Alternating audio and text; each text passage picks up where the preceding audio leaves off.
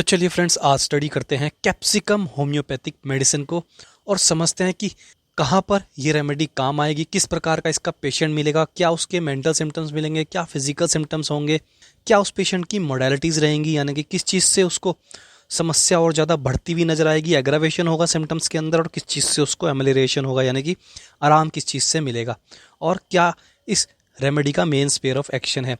तो फ्रेंड्स, थोड़ा सा डीप आज समझने की कोशिश करेंगे। तो चलिए सबसे पहले एक छोटा सा ओवरव्यू करते हैं और समझते हैं कि बेसिक क्या है इस रेमेडी का और किस प्रकार से हमें पता लगेगा कि ये कैप्सिकम का पेशेंट है। तो फ्रेंड्स, किसी भी अगर आपको रेमेडी के बारे में जानना है तो सबसे पहले ये पता करना होता है कि वो किस चीज़ से बनी है, क्या उसका मेन सोर्स है। तो फ्रेंड्स, ये रेमेडी चिली पेपर से बनी है, यानी कि मिर्च से बनी है।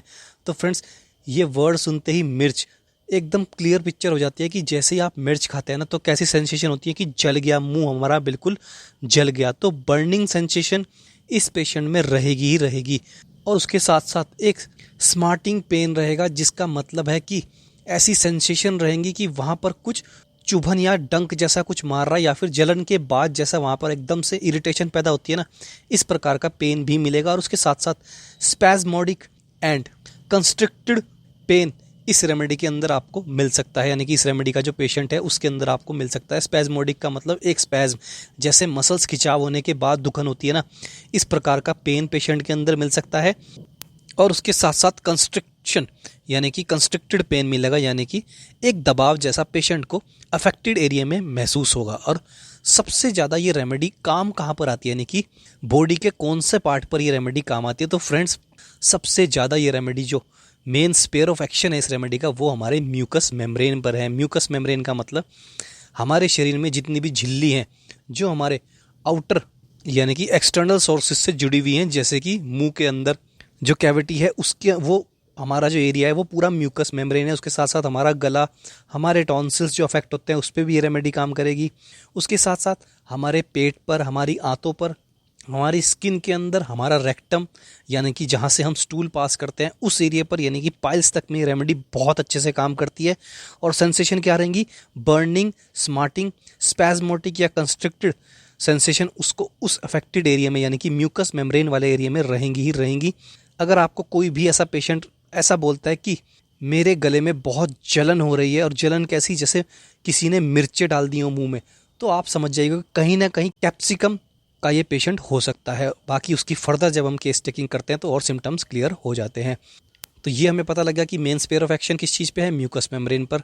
और सेंसेशन कैसी रहेंगी, क्योंकि सेंसेशन जानना बहुत ज़रूरी है किसी भी रेमेडी का। तो फ्रेंड्स, जैसे मिर्चें खाने के बाद सेंसेशन रहती हैं, बर्निंग, स्मार्टिंग, पेन, उसके साथ साथ स्पैज्मोडिक, और उसके साथ साथ कंस्ट्रिक्टेड यानी कि कुछ दबाव हो गया है, ऐसा अगर सेंसेशन पेशेंट के अंदर रहेंगी तो हम कहीं ना कहीं कैप्सिकम की तरफ जा सकते हैं।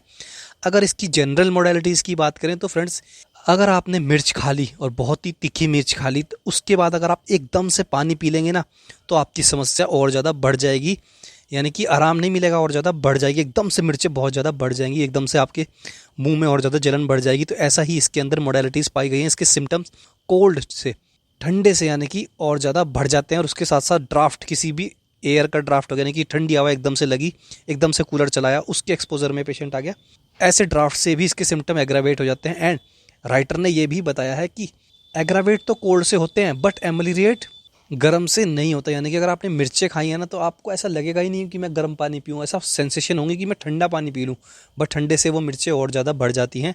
तो इसलिए एमलिरेशन हॉट से नहीं है, बट एग्रावेशन कोल्ड से हो जाता है। इस बात को याद रखिएगा। थोड़ी सी डिफरेंट इसकी मोडेलिटीज़ हैं, बट कुछ पार्ट में, यानी कि कुछ स्पेसिफिक एरियाज़ हैं, कुछ स्पेसिफिक म्यूकस मेम्ब्रेन है जहाँ पर उसको हीट से या फिर वार्म से आराम मिलेगा। तो ये तो हमने एक ओवरव्यू, एक ओवरऑल इसकी बात की है, यानी कि एक पिक्चर माइंड में बनाई है कि किस तरीके का कैप्सिकम का पेशेंट हो सकता है। चलिए अब इसके की यूजेस समझते हैं कि सबसे ज़्यादा यूज़ ये रेमेडी कहाँ पर आती है, और उसके बाद इसके मेंटल सिम्टम्स, फिजिकल सिम्टम्स और मोडेलिटीज़ को डीपली समझेंगे।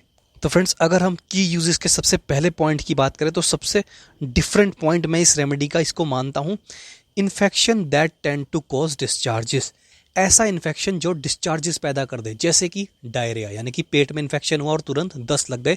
डाइसेंट्री जैसी कंडीशंस में भी ये रेमेडी काम आती है, यानी कि स्टूल के साथ साथ ब्लड भी आ रहा है एंड उसके साथ साथ म्यूकस डिस्चार्ज भी हो रहा है, और उसमें अगर अगर पेशेंट को बर्निंग सेंसेशन रहे स्टूल पास करते हुए, या फिर रेक्टम वाले एरिया में एक कंस्ट्रिक्टेड एक दबाव जैसा फील हो, तब ये रेमेडी बहुत अच्छे से काम करती है दोस्तों।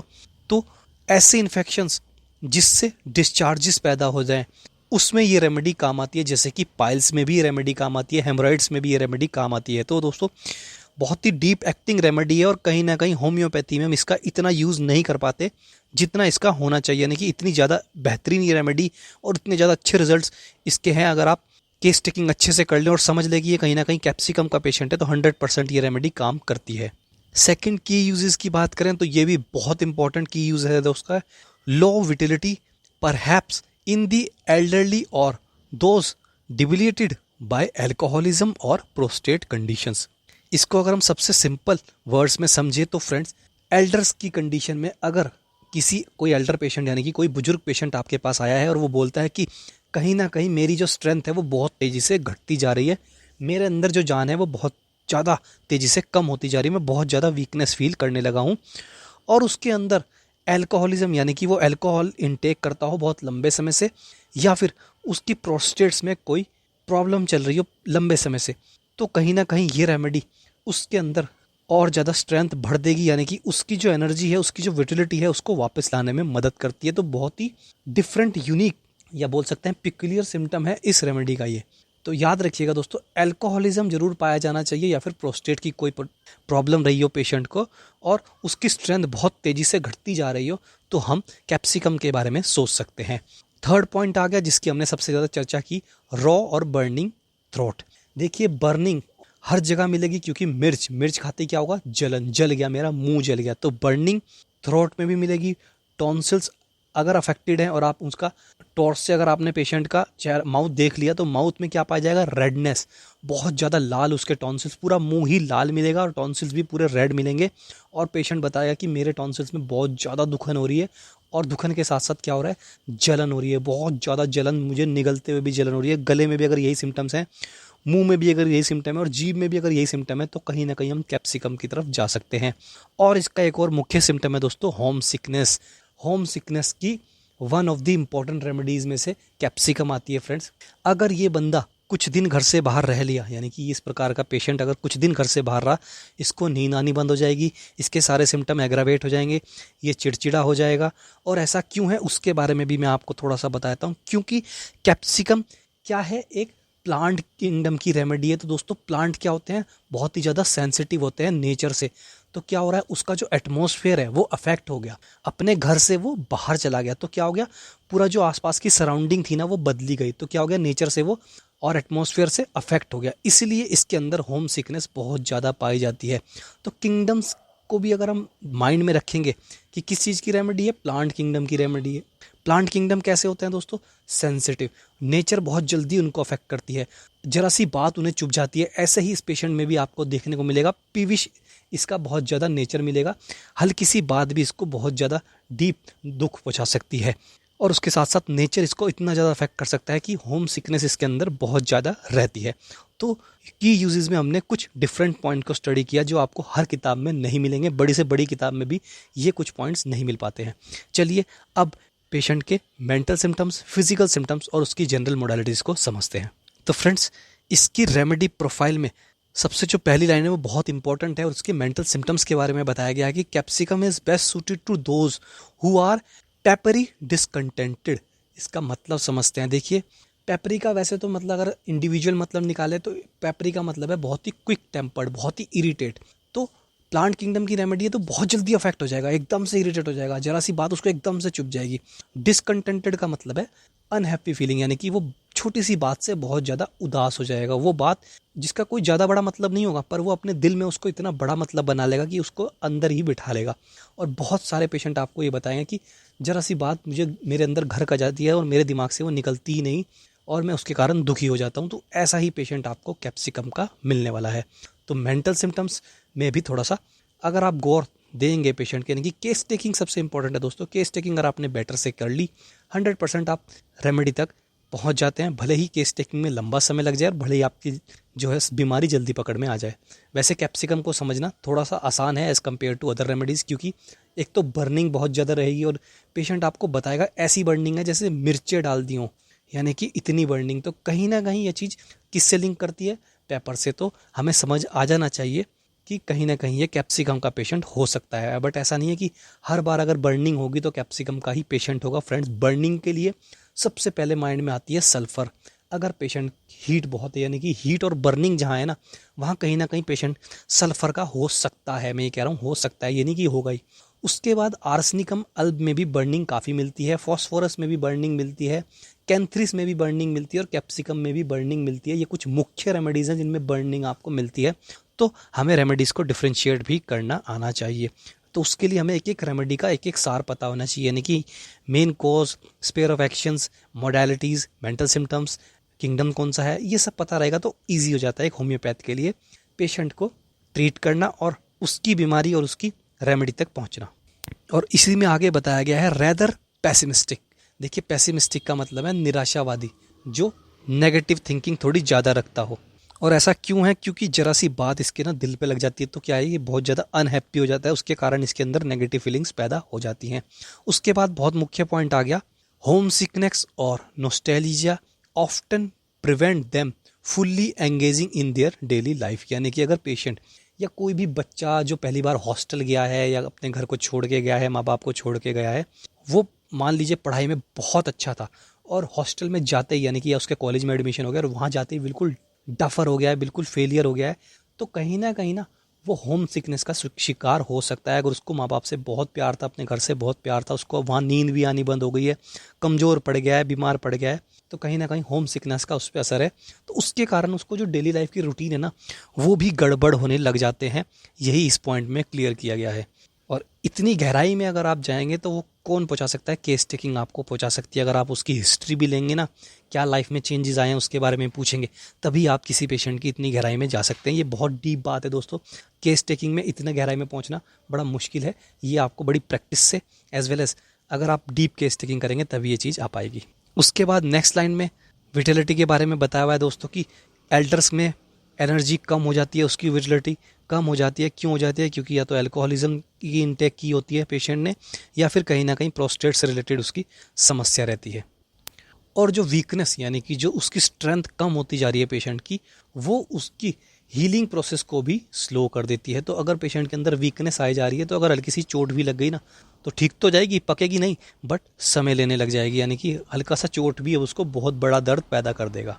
और इसी में आगे बताया गया है दोस्तों, इन्फेक्शन दैट टेंड्स टू सुपरेट, यानी कि इन्फेक्शन, ऐसा इन्फेक्शन जो डिस्चार्जेस पैदा कर दे, यानी कि जो ऐसा इन्फेक्शन जो डिस्चार्जेस पैदा कर दे, ऐसा इन्फेक्शन अगर आपको पेशेंट के अंदर दिख रहा है, यानी कि पेट में इन्फेक्शन हुआ तो डायरिया तुरंत हो जाता है, उसको बार बार डायरिया हो जाता है। डायरिया में क्या, बर्निंग सेंसेशन रेक्टम के अंदर, पेट में भी एक जलन जैसा दर्द होगा और स्मार्टिंग पेन होगा, या फिर उसको कंस्ट्रिक्शन या स्पैज्मोटिक पेन मिलेगा पेट के अंदर और तुरंत उसको स्टूल पास करने के लिए जाना पड़ेगा। तो इस प्रकार के अगर सिम्टम मिलेंगे तो कहीं ना कहीं हम कैप्सिकम की तरफ जा सकते हैं। उसके साथ साथ ग्रेट सेंसिटिविटी टू ड्राफ्ट, यानी कि ठंडी हवा से या ठंडा वातावरण, यानी कि एटमॉस्फेयर या टेम्परेचर, उसको बहुत ज़्यादा सेंसिटिविटी है उस चीज़ से। क्यों है? प्लांट किंगडम की रेमेडी है दोस्तों। और प्लांट किंगडम क्या होते हैं? बहुत ही सेंसिटिव होते हैं। किस चीज़ से? ज़्यादातर नेचर से। तो नेचर क्या है?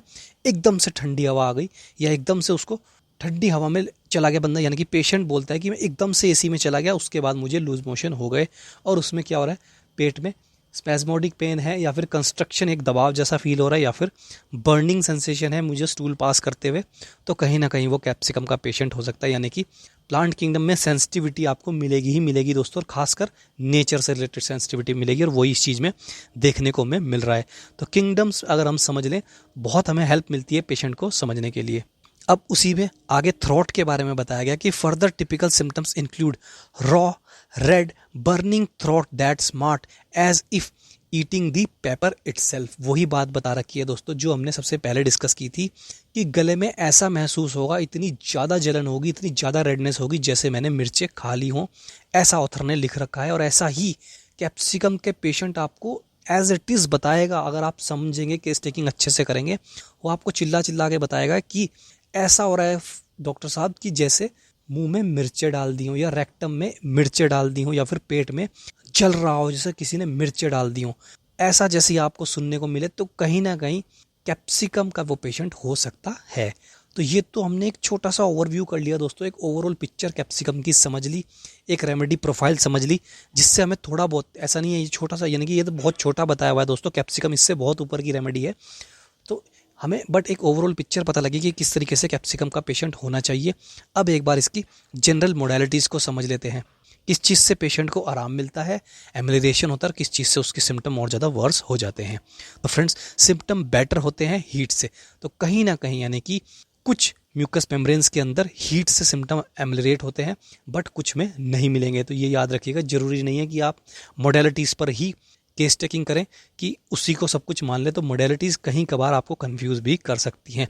फॉर कंटिन्यूस मूवमेंट, अगर वो लगातार पेशेंट चल रहा है, अब आप खुद समझिए कि अगर आपने मिर्चें खा ली तो आप एक जगह तो बैठ ही नहीं सकते, आप इतने बेचैन हो जाओगे, इतने रेस्टलेसनेस आपके अंदर आ जाएगी कि आप इधर से उधर टहलते रहोगे, कहीं भी आपको चैन नहीं मिलेगी। तो इसीलिए कंटिन्यूस मूवमेंट अगर वो कर रहा है तो कहीं ना कहीं उसके अंदर थोड़ा बहुत बेटर फील होगा। फॉर ईटिंग, खाने से थोड़ा ठीक फील होता है। सिम्टम वर्स कब होंगे? कोल्ड एयर से, ठंडी हवा से, ठीक है। फॉर लीस्ट ड्राफ्ट, अगर हल्की सी हवा का झोंका भी उसको लग गया तो सिम्टम उसके एग्रेवेट हो जाएंगे, बढ़ जाएंगे। For uncovering the affected area, मान लीजिए पेशेंट आया और वो बोल रहा है कि स्किन में ना बहुत ज़्यादा जलन है, कि मान लीजिए हाथ में ही बहुत ज़्यादा या पैरों में बहुत ज़्यादा जलन है। अब जलन आ गई तो बर्निंग आ गई, अब उसके साथ साथ अगर हीट है तो सल्फ़र की तरफ जा सकते हैं, नहीं है तो दूसरी रेमेडीज़ की तरफ जा सकते हैं। और कहीं ना कहीं हमें लगा कि ये प्लांट किंगडम का पेशेंट है और बर्निंग इसके अंदर पाई जा रही है और कोल्ड एयर से उसकी समस्या बढ़ जाती है, तो कहीं ना कहीं हम थोड़े से कैप्सिकम की तरफ झुक जाएंगे। तो अब हमें ये भी क्लियर करना होगा कि पैरों को ढक के आराम मिलता है या उसको अनकवर करके आराम मिलता है। तो उसके सिम्टम और ज़्यादा बढ़ जाते हैं उसको अनकवर करके, यानी कि उसको अगर उसने खुले छोड़ दिए पैर तो उसके सिम्टम्स और ज़्यादा एग्रावेट हो जाएंगे। तो ये एक बहुत ही इंपॉर्टेंट इसकी मॉडलिटीज़ में से आता है। और फॉर ड्रिंकिंग और बाथिंग इन कोल्ड वाटर, ठंडे पानी से नहाने से उसकी समस्या बढ़ जाती है। तो हर ठंडी चीज़ से, खासकर ठंडी हवा और ठंडा पानी, उसके सिम्टम्स को और ज़्यादा एग्रावेट कर रहा है। क्यों? क्योंकि नेचर, फ्रेंड्स, सेंसिटिविटी किस चीज़ से? Plant kingdom. तो प्लांट किंगडम में सेंसिटिविटी आ रही है तो क्या नेचर उसे अफेक्ट कर रहा है। नेचर क्या है? ठंडा पानी, ठंडी हवा, एकदम से ड्राफ्ट ऑफ एयर, ये सब उसको अफेक्ट कर रहे हैं। तो यही उसकी मॉडलिटीज़ में भी हमें देखने को मिल रहा है।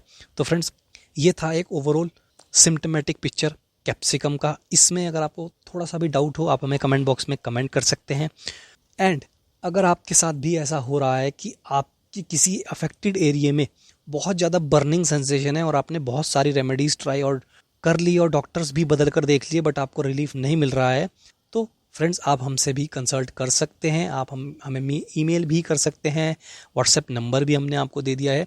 व्हाट्सएप पर सिर्फ मैसेज करें फ्रेंड्स, कॉल या फिर आप व्हाट्सएप वीडियो कॉल मत कीजिएगा। 10 to 4:30 PM पे अगर आप मैसेज करेंगे तो कहीं ना कहीं आपको रिप्लाई भी बहुत जल्दी मिल जाएगा और पूरी केस टेकिंग करने के बाद आपकी मेडिसिन आपको होम डिलीवर्ड कर दी जाएगी। तो अगर आप किसी क्रॉनिक समस्या से जूझ रहे हैं, यानी कि पुरानी बीमारी हो चुकी है और आपने बहुत जगह दिखा लिया तो रिलीफ नहीं मिल रहा है, तो आप हमें कंसल्ट कर सकते हैं। बाकी कैप्सिकम रेमेडी के बारे में अगर कोई भी डाउट हो तो कंसल्ट कीजिए फ्रेंड्स, क्वेरी को जरूर कंप्लीट किया जाएगा। आज के लिए इतना ही, कल मिलेंगे इससे भी ज़्यादा इन्फॉर्मेटिव वीडियो के साथ। तब तक के लिए धन्यवाद।